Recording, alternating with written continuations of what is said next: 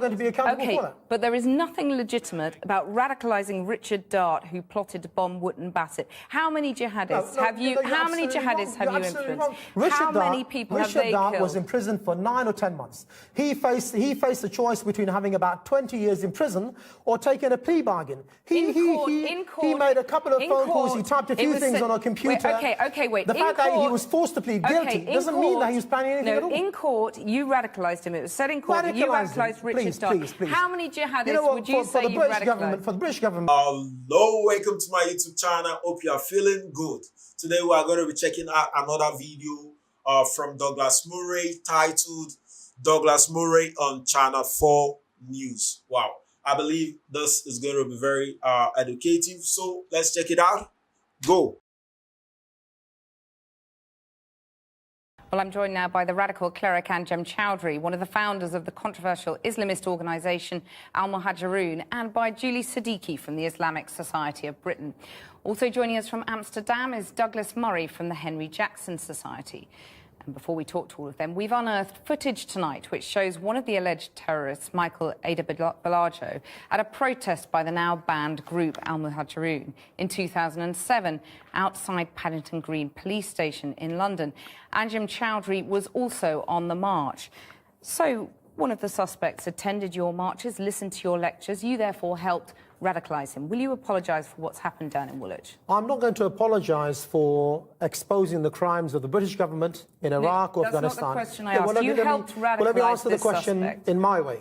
Radicalisation is a stick which is used to beat the Muslim community. The fact is that there is conflation between exposing the British foreign policy, between things like rendition, Guantanamo Bay, killing innocent men, women and children, which I have no apology for whatsoever. But and we will continue to expose. You helped radicalise the suspect, and now a British soldier is dead without on the allowing me Woolwich to answer the question the way that I want. The question I'm asking is, you helped radicalise him because you were there with him on these marches. Will you apologise? Radicalisation is calling for the Sharia nowadays. Radicalisation is exposing the British government. Radicalisation is commanding good, forbidding evil. We say, and we've always said, that we live here under a covenant of security. It's not allowed to target innocent people in return for our life and work being secure. And we've said that over the years. But the fact is the biggest radicalising factor is the British government and their foreign policy. But radicalisation is also about justifying violence, isn't it? No, it's not. Will you take some responsibility for what has happened on the streets of Woolwich? Pejorative like radicalisation, fundamentalism, extremism is used by the British government to silence a section of the community which expose their own policies. There's something called Islam. Islam calls for the Sharia. Islam says that people have a right to defend themselves. And that's what we propagate. We don't propagate something outside of Islam. Douglas Murray, how should the government respond to the kind of things that Anjem Choudhury is saying there?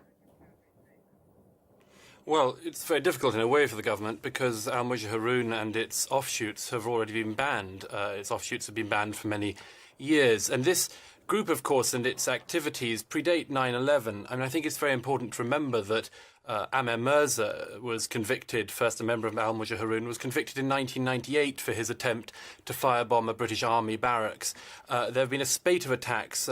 We've worked out that about 20% actually of convictions, of Al-Qaeda-related terror convictions in this country, have a linkage with Al-Muhajirun and with Mr. Choudhury. OK, Douglas, let me put that point direct to Anjem Choudhury. I mean, that's quite an astonishing figure. I mean, you take some responsibility for that, don't you? No, not at all. I think that you need to make a distinction between legitimate political and ideological struggle, which we have been doing for about 15 or 20 years in this country.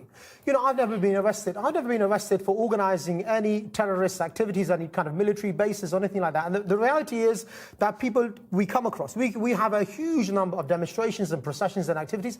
And of course, we come across many people. People may leave our own activities and do things outside of that. And we're not going to be accountable for that. But there is nothing legitimate about radicalising Richard Dart, who plotted to bomb Wootton Bassett. How many jihadists have you? How many jihadists have you influenced? How many people have they killed? Richard Dart was in prison for 9 or 10 months. He faced the choice between having about 20 years in prison or taking a plea bargain. He made a couple of phone calls. He typed a few things on a computer. Wait. The fact that he was forced to plead guilty doesn't mean that he was planning anything at all. In court, you radicalised him. It was said in court that you radicalised Richard Dart. Please. How many jihadists would you say you radicalised? For the British government and their own media wing, radicalisation is calling for the Sharia. Radicalisation radicalization is exposing their murderers in Muslim countries. Radicalization is saying that we want the Sharia. The fact is that, these kind of terms are used to demonize the Muslims and to justify your foreign policy. Okay, Julie Siddiqui, let me bring you in. What's your response to what you've heard there? Well, I just want to first of all give my condolences and thoughts to the family, friends and the people of Woolwich, really, the family and friends of Lee Rigby. Of course, today we're seeing the face to a name, really, and it makes it even more horrific and very, very sad what we saw in our streets unfolding yesterday. I think really all of us, any decent people in this country, will realise that this kind of rhetoric has no place whatsoever in this country. What we saw yesterday and what we're seeing with the likes of the English Defence League, for me, in both ends, they are trying to divide this country in a way that we won't stand for. The good hundreds and thousands of good people in this country, Al-Muhajirun and any of his offshoots have always only ever had tens of people, not hundreds, not thousands. So really representing a very, very small number of people in this country. And you mentioned the EDL there. I mean, there have been some mosques targeted by the far right. Do you think mainstream Muslims are fearful today? I think Muslims do feel vulnerable today, and some mosques were attacked yesterday, and we're hearing all sorts of other stories coming through. And of course, we have to all remain calm and measured to make sure that these things don't escalate any further, because that's obviously something that we don't want to see in this country either. So I think Muslims do feel vulnerable today, but I think the overwhelming majority of Muslim organisations and individuals have come out in full force today to absolutely condemn and say that this kind of action has no place whatsoever in this country. Douglas Murray, David Cameron said that these attacks will bring people together. Are we not terror-struck as a country? No, I don't think so at all. I'm not terror-struck, you're not terror-struck. Almost none of the British nation, I should think, is terror-struck. What we are is united in disgust, Muslims and non-Muslims. It's extraordinary, really, for most of us, because we've all witnessed Mr. Chowdhury and his group for many years trying to provoke the British people. He's got on his record not only these huge swathes of people that he has helped to radicalise, but of course he's also created the English Defence League, an incredible double whammy achievement for one individual. But one of the things that's most interesting in this is the continual provocation of Mr. Chowdhury does not persuade and will not persuade most of us to believe that most Muslims are like Mr. Chowdhury. They are not. Most Muslims in this country are utterly disgusted by him and his actions. And the important thing to remember for non-Muslims is not to be provoked by Mr. Chowdhury, not even when he says, as he did earlier this year, that his £25,000 a year that he gets in benefits from the British state is what he calls jihad seekers allowance. If I may make one point. Okay. Mr. Chowdhury was almost certainly better paid than drummer Rigby. That fact is something that we should mull on and, I would suggest, sort out swiftly. Anjem Chowdhury, these suspects viewed the soldiers generally, as legitimate targets. Do you? Well, let me just say, first of all, that Douglas Murray... wait a second. Douglas Murray is talking rubbish. I'm not getting 25k a year. We'll leave I'm that not aside. on JSA for your information. Leave Check that your facts. aside. Yeah, we'll and she's wrong as well. We don't have 10 or 100 members. We have many. Right. But the point These is, suspects soldiers who are fighting in Afghanistan, obviously the people have a right to defend themselves. What we say in Britain is that we have a covenant of security. In return for our life and wealth being protected, it is not allowed for Muslims to target the life and the wealth of the people with whom we live. But I tell you something. Okay. The people who are oppressing the Muslims is the British government. The people who are banning ideological and political struggle are the British government. They don't allow people to express themselves. You've had your time. You've had your say. Thank you very much. We have to move on now.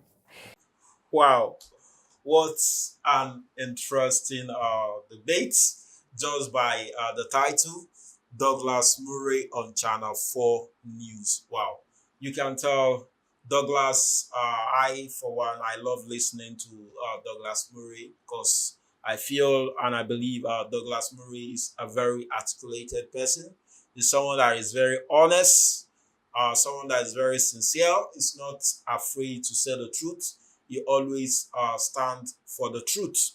And from the Muslim scholar point of view, from what he's saying, that the British government are the one oppressing the Muslim, that they are the one oppressing the Muslim, that they try to associate all sort of words to the Muslim by saying they are being radical, by saying they are extremists, by saying all sort of things that the British government are not giving the Muslim community to be able to express themselves, that when they even try to express themselves, they try to say that they are becoming radical. They try to classify them as Islamic extremism, Islamist fundamentalists, all because they are trying to express their rights. And I, for one, I believe everyone has their own freedom of speech. Everyone has their own freedom of expression.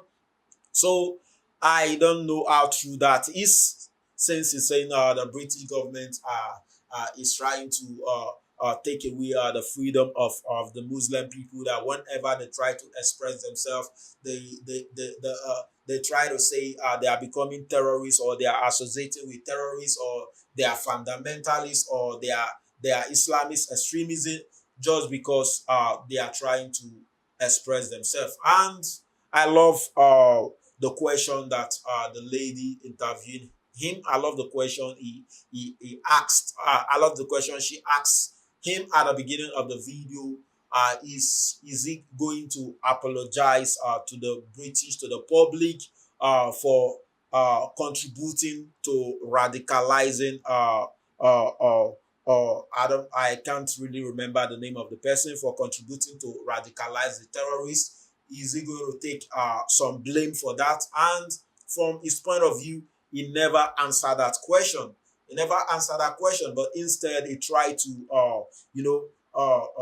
beat around the question by saying they tried that by saying the British government always try to condemn the Muslim. Whatever they do, the British government always tend to condemn them, that they are being radical. Even when they try to express their freedom, the British government always condemn them, that they are being radical. I, for one, I believe British as a nation, British UK as a country, has its own identity. It's embodied in the country's culture, it's embodied in the country's tradition, it's embodied in the country value. And I believe for you to come to UK or decide to live in British, first thing you have to do is to accept the people's culture, is to accept the people's tradition, is to accept the people's value. You don't have to impose your own culture, you don't have to impose your own tradition on the people, because you have to be able to adjust yourself to accommodate the British culture, to accommodate British tradition. And I know Douglas Murray always debate about Islamic extremism, Islamist fundamentalists, and he always say, you living in a community, in society, you have no right not to be offended. You don't have to pick offense because people are trying to express their freedom of speech. You don't have to pick offense. And I, for one, I believe the clash of different ideas always brings solution to a lot of problem. So I believe you don't have to impose your own culture on the British people. You don't have to impose your own tradition on the British people. If you want to be a British, you have to accept their identity by accepting their values, by accepting their culture, by accepting their tradition.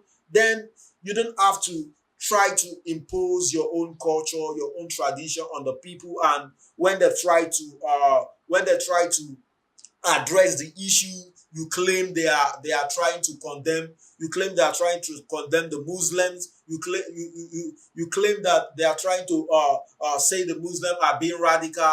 That's just what I'm seeing in this debate. And if you feel you cannot accommodate the British culture, you cannot accommodate the British tradition, you cannot accommodate the British value system, I think it's better you go live in a Muslim country where I believe no one is going to question your action, because it's a Muslim country. British as a nation, they have their own identity, and if you want to live without having a problem, you have to accept the people culture, the people tradition, the people law, the people value system in order for you to stay out of problem. So I've learned a lot from this debate. I've learned a lot just listening to the Muslim scholar, listening to Douglas Murray. I've really learned a lot. So I also like to hear your comments on this topic they are trying to address. Don't forget, keep the conversation rolling. Kindly click on the subscribe button, click on the like button. Do have a nice day. Yeah.